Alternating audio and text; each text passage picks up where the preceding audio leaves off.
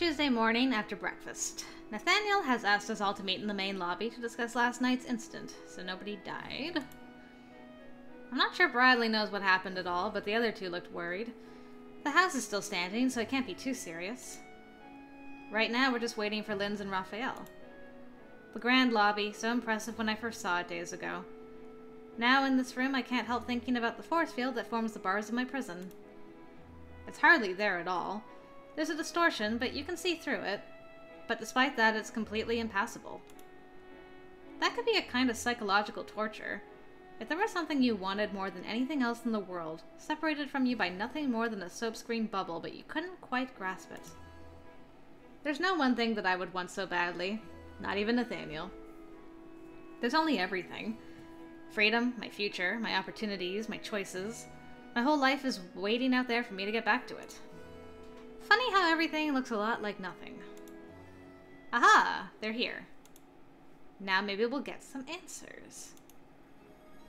As most of you know, there was some difficulty with the power systems last night. The secondary generators compensated and there was no data loss. However, it's clear that the power demands are slightly higher than anticipated. It is important that we minimize consumption in order to prevent an overload. Therefore, we must disable the air conditioning and water heater. Wait a second. I thought we were trying to cause an overload in order to shut down the force field. We will be, eventually. Eventually? Please, don't get upset. Is there any reason I shouldn't be upset? Yes, we just couldn't tell you. I was right all along. You have been hiding something from us. Not for the reasons you think. We've kept our secrets to save an innocent life. Huh? Come with us to the basement, and you will understand. And if you touch anything... They will suffer quite inventive consequences. I'm sure they understand that. Give Bradley and Janet some credit. It is important that we all remain calm. Everyone looks at Bradley, even me. There's nothing I can do now anyway, so if you want to tell us what's going on, be my guest. Then follow me. Together, we descend the stairs into the basement. I'm less frightened than I was the last time I was here, but still, I don't know what to expect. What have they been hiding from us all this time? And why now are they willing to show us? And what will Janet's reaction be this time now that she can see her competition? It is us that they're showing. Bradley and me. Whatever is down here, everybody else already knew about it. Down and around and around and down. What is this? Inside the cavernous, unfinished space in Nathaniel's basement, someone has built a medical laboratory. There are computers and equipment, some that I recognize, some that I don't. And one patient, surrounded by tubes and wires, unmoving. We all hang back at the edge of the room, staring. Who is she? My sister. Bianca! She's in a coma? Not exactly. Is she alive? At the moment, she is neither alive nor dead, but in a state where she might potentially become either. A situation which will be altered when the procedure is complete. And that's the experiment that's been counting down. This thing you're doing, it finishes tomorrow. That is correct. She looks like a sleeping princess in a fairy tale. The prisoner of a witch's curse, trapped between life and death. What happens then? Her spirit comes back, or is lost forever. Which is why it is imperative that the procedure is not interrupted. If the odds are only 50-50 at best... You've seen what you needed to see. Now get out of here. I don't want you hovering over her. Can she hear us? No, she is not there now. I just wanted to wish her well. Bianca will not remember, but we will. Let us go. Quietly, we file out of the experimental chamber, up the stairs, and back to the mansion proper. Nathaniel leads us to the sitting room and gestures for everyone to make themselves comfortable on the chairs and sofas. He remains standing, his fingertips lingering over the curves of the candlesticks atop the fireplace. The sunlight through the window should be a pleasant relief from the unnatural environment of the laboratory below. But even here, if you look closely enough, you can see the patterns of the force field crawling across the glass. Why the force fields, then? Is that part of your experiment? I am not entirely certain how they came about. There does seem to be some sort of feedback problem leaking into the electrical system. It was not intentional. But we can't shut down and debug it at the moment. No, of course not. You could have told us from the beginning. What possible reason would there have been to trust you? Why would we have wanted to hurt your sister? Albin scoffs. Huh. I don't know about your universe, but here this sort of experiment happens to be illegal. Not to mention potentially lucrative if information came to the right hands. You thought we were spies? Your arrival did seem rather coincidentally timed. I shake my head. I don't know how things work here. I don't know what you're doing or how dangerous it is. But as long as you haven't made false promises and everyone knows the risks... We do. I spread my hands and shrug awkwardly. I hope it works out for you. If force fields can spring up like magic in this world, then maybe some electrical process can bring someone back from a vegetative state. I just don't know. Now that you know, you understand why it's important to control our power usage, and why we may all be rather distracted for the next 30 hours or so. Yes, of course. And with that, the gathering dissolves. I catch up with Nathaniel as he's walking through the study. I just wanted to say... I'm really sorry about yesterday. I've never had a boyfriend, and I don't really know how to interact with guys in a romantic way. This thing with Bradley was supposed to be my first date, but I hadn't even met him before, and you know how that turned out. I think you're really special, and smart, and sweet, and I didn't know how to tell you that. I screwed up. I talked to Albin. He didn't mean what he said. He knows you would never have cheated on Bianca. Although Albin was willing to cheat on his girlfriend from what he said during the peanut game. And if Bianca was that kind of girl, and she was lonely and frustrated like her diary said, she might have cheated on Nathaniel. Even if she didn't, she was lying to him about her past, and that's wrong. Should Janet reveal the truth about Bianca? No! No. I don't care how much in love you are with this guy. It is not... You read her diary without permission. You only read a portion of her diary without permission. You have no idea whether she told him or not, and that's not any of your business. That's their business. Just leave your nosy nosiness out of it. Janet. Oh man, my brain went to expose her anyway. I feel even worse now. Okay. Now how in the dingus do I get to stay quiet? That's not right. Okay, like this? And like this? Oh, finally. It was so much easier to just expose her, but I'm gonna stay quiet. We are not revealing nothing about nothing, Janet. It's not even the time, man. It's not exactly my place to tattle on Bianca to Nathaniel. Especially since I only know what I know because I read her diary. I don't think he'd appreciate that. They might have already broken up. Or Bianca might not... Well, if she doesn't make it, it would be really cruel of me to poison her memory. Anyway, I should have asked. If you had a girlfriend, I mean. I'm sorry. It's alright. I am flattered by your attention. Is he? Maybe my case isn't hopeless after all. Janet, not the time! Well, it also made me realize how much there is that I don't know about you. I want us to be friends. So, what were you like as a kid? Segue. I'm afraid that's not a very exciting story. Please, have a seat. That couch again! But this time I leave plenty of space between us. What was your childhood like?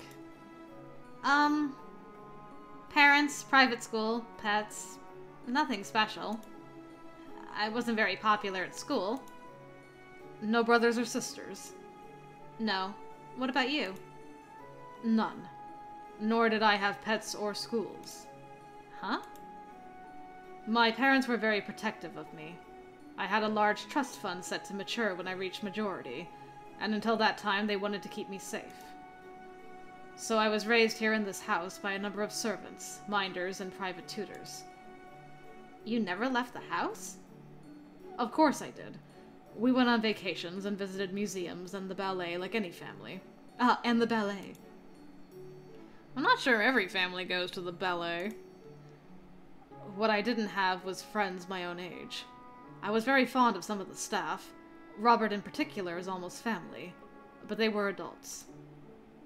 And as I grew older, my parents would change one tutor for another to continue my education, and I would never see the old ones again. So all you had was your parents and some servants. But wait, he said earlier that his parents haven't been here at all since he turned 18. If they were so closely knit, what happened with you and your parents?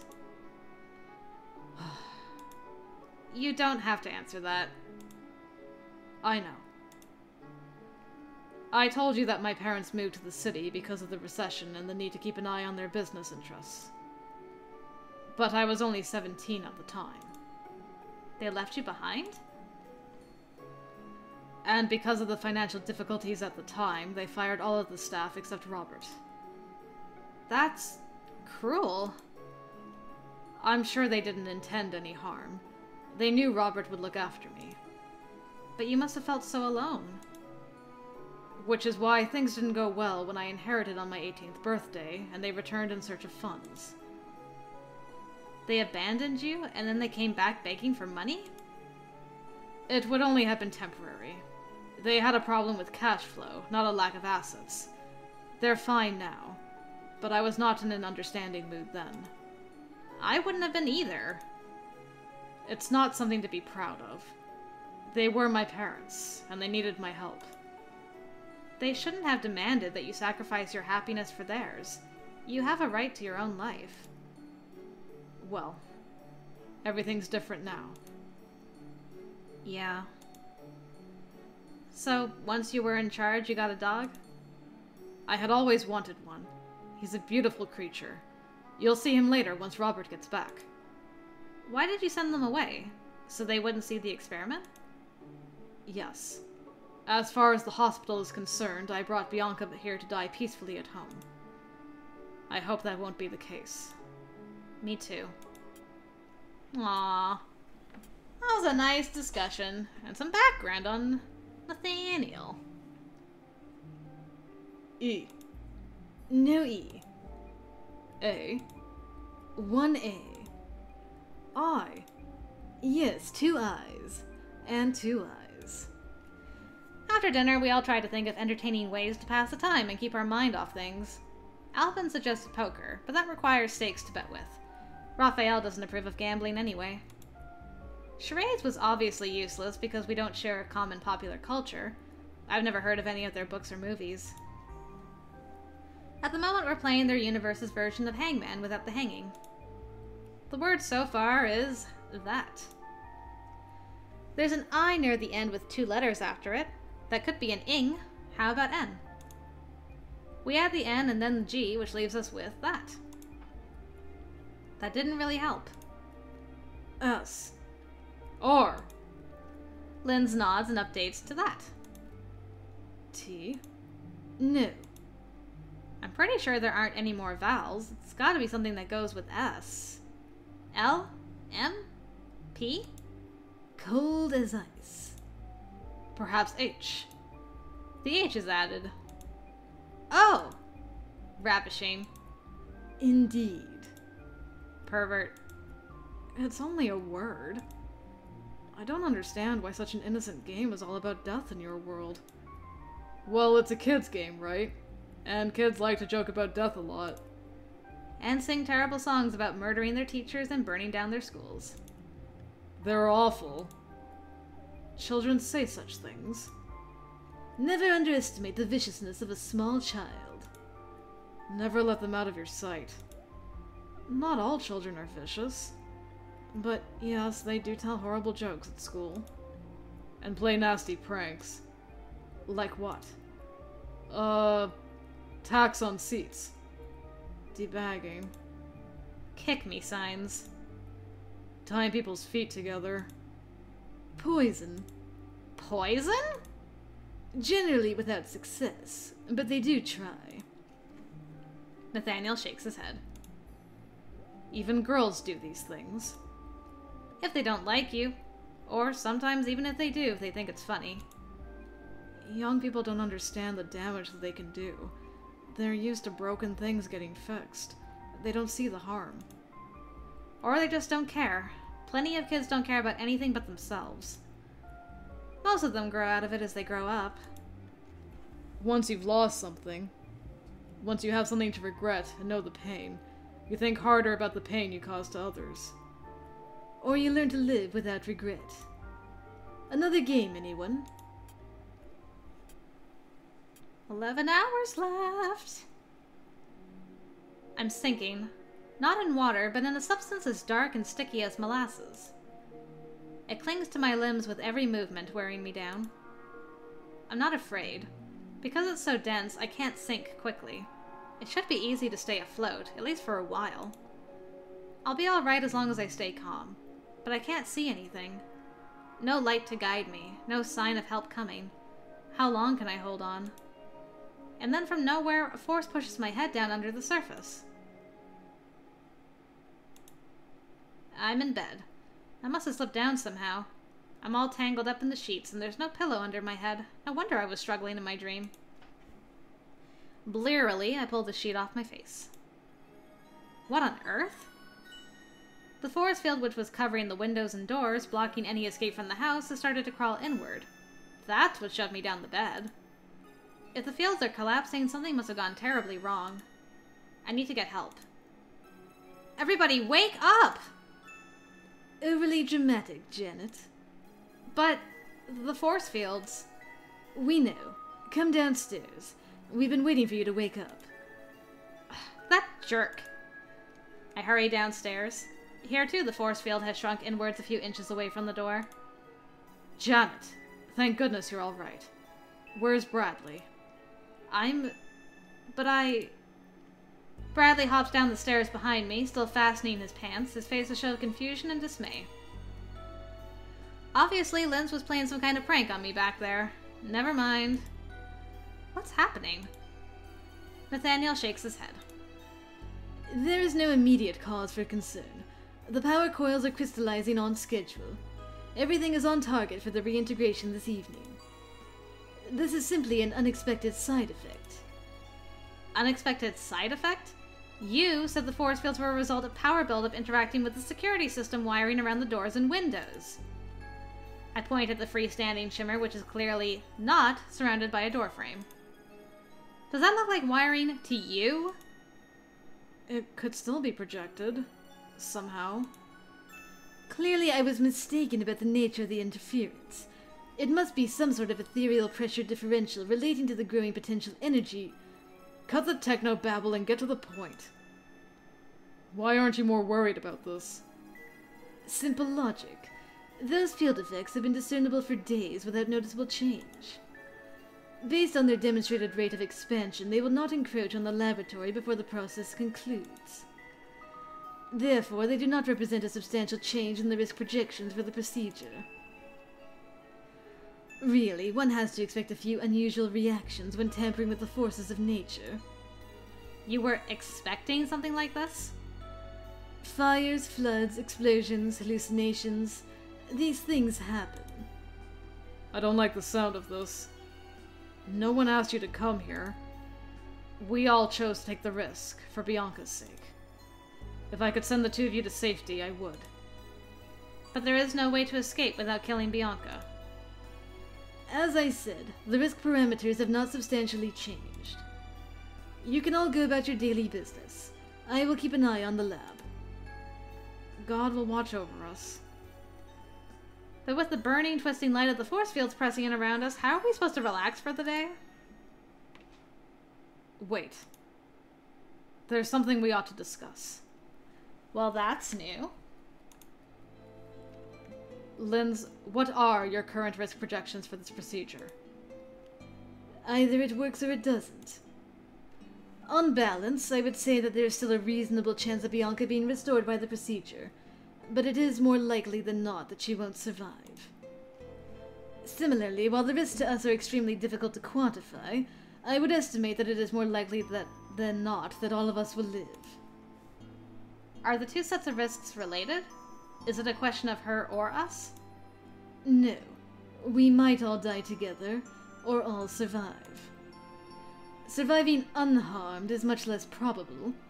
With such strong reactions, I do expect a few things to go wrong. Like what? I have no idea. Burns, shock, temporary blindness, impotence. This has never been attempted before. There are so many unknowns, and the introduction of you and Bradley to the scenario adds even more variables. There are other issues at stake. How many lives is it right to risk for a chance to save one? We already decided, yes, we did. But there are more people involved now than just you and I and Bianca. We never anticipated that we would become unable to leave, or that others would be trapped here as well. With the end of the countdown approaching and events beginning to run out of control, we should discuss, each of us, whether or not we are willing to continue. Is it your wish to risk your life for Bianca's? You know it is. For science's sake, I would remain. I don't know. Quitting would kill her, and we're not doing that. Raphael? I don't know what's right, one way or the other. I don't have an opinion. Don't count me. Bradley. Me? I'm fine with staying. If I'd risk it for my sister, I should for somebody else's too, right? Janet. Oh boy. Oh boy. Will it happen regardless?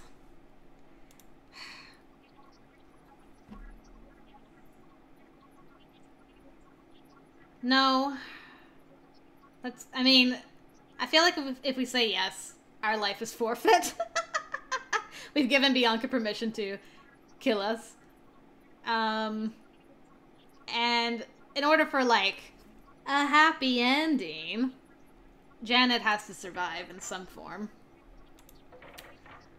So, I mean, maybe this will be the bad end. I could just save. You know, we have the technology to save games these days. I'm gonna go with no, though. I would, personally, me, but for the game's sake, no. I don't want Bianca to die, but I don't want to die either. I would leave if I could. We voted yes, and there are more of us than of you. I know. There are also more of us at risk compared to only one who might be saved. Is that a fair bargain? He asked what I thought, so I told you. I know it doesn't change anything. I don't want to do this, but I don't want to fight about it either. It's decided then. We go forward. Right. I had better get back downstairs to keep an eye on things. And with that, we part ways. With no other clear direction in mind, I follow Nathaniel into the library. Please don't hate me.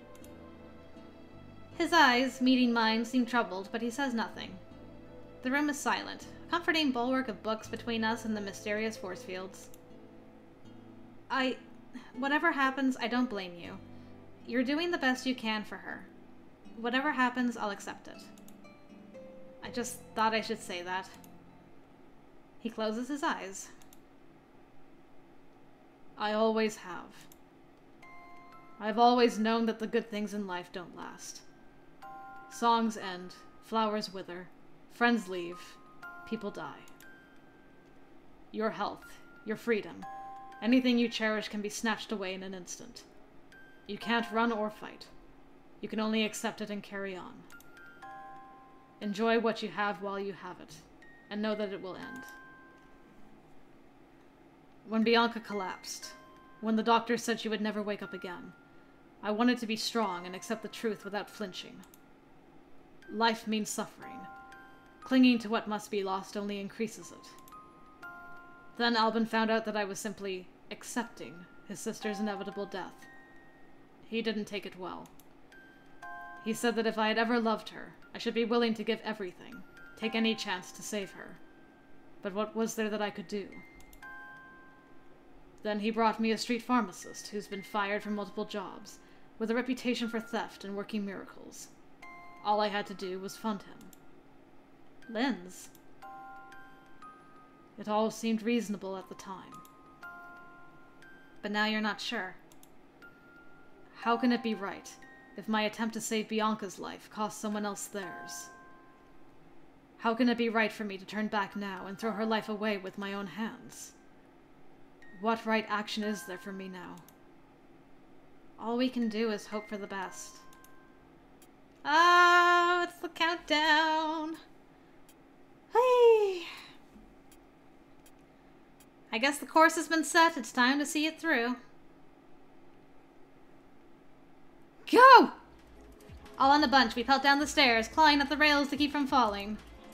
Linz! The force field is collapsing! Janet, be careful! He catches my elbow as I stumble. We need to get inside. Albin pulls the door open and holds it so that everyone else can crowd through into the laboratory. Power levels are still increasing. The force fields are speeding up out there. We'll be crushed. Perhaps I should recalculate my risk parameters.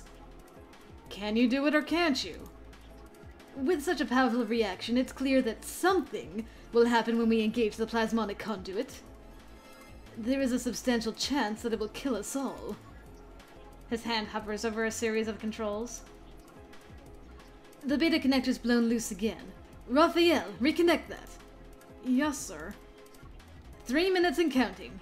But the levels are high enough that we could engage now if necessary. If the fields keep coming. I swallow hard. This is it then. Wait.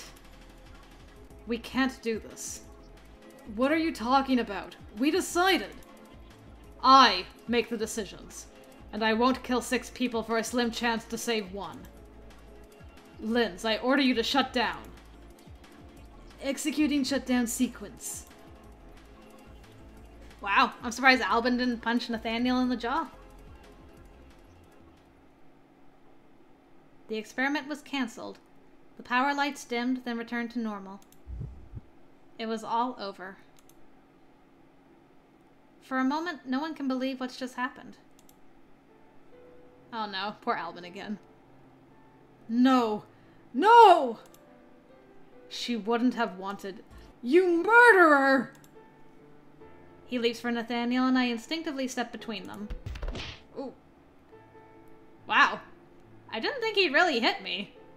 I see Linz move behind Albin, and then everything starts to slip away. Wow. Sometime later. I have a stake on my eye. As long as you don't wish to press charges. No, I can't blame him for it. Besides, I don't officially exist in this world. Will you be alright, though? He won't come after you for revenge? Albin reacts in the heat of the moment. He's not a murderer. He would never kill someone in cold blood. As he says, that's what I would do. That's not true. Isn't it? You're a good person. You're always thinking of other people. A selfless man or a coward. Who can say? I can. You've only known me for 5 days. Maybe that's all it takes. Whatever happens, whether you ever think of me as more than a friend or not, I accept you. Completely. He says nothing, but his chin moves in the barest fraction of a nod. That's all I can hope for right now. It's too soon for anything else. Good grief. But I meant what I said. Whatever happens, he is still my prince. Aw, that's kind of sweet, though. Janet and Bradley never found any trace of the wormhole or Bradley's sister Susan, or any way back to their home universe. Janet herself showed little interest in the fruitless search, instead turning to Nathaniel and slowly trying to lift the shadow that lay over him. In time she would succeed. Wow! Faced firsthand with the cost of life or death decisions, Janet was no longer willing to pursue the practice of medicine. With the help of Linz's knowledge and connections, she was able to pass on what she could of her own universe's advances to the local doctors. Lives might be saved, but she would not seek glory for it. Instead, Janet decided to become a student of philosophy. Life was filled with questions, and so many interesting answers had been proposed, without ever reaching the purity of certain truth. The search for meaning was a lifelong journey on which she and Nathaniel could travel together. The quest. But this is only part of the story. Huh, so maybe they got together? But, I mean, either way, she helped him get over Bianca in a way. Huh. Oh, it was such an awkward situation, though. There was no winning that. Oh.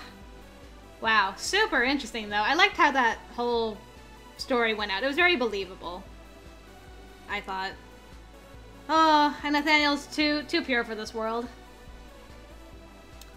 So yeah, anyway, thank you guys for watching. I hope you enjoyed Nathaniel's route. I'm kind of curious how the bad ending's gonna go. Probably with us losing our life, but I guess we'll find out. Hopefully I'll see you over there for that, guys. So, thanks again for watching. Until next time, I will see you later.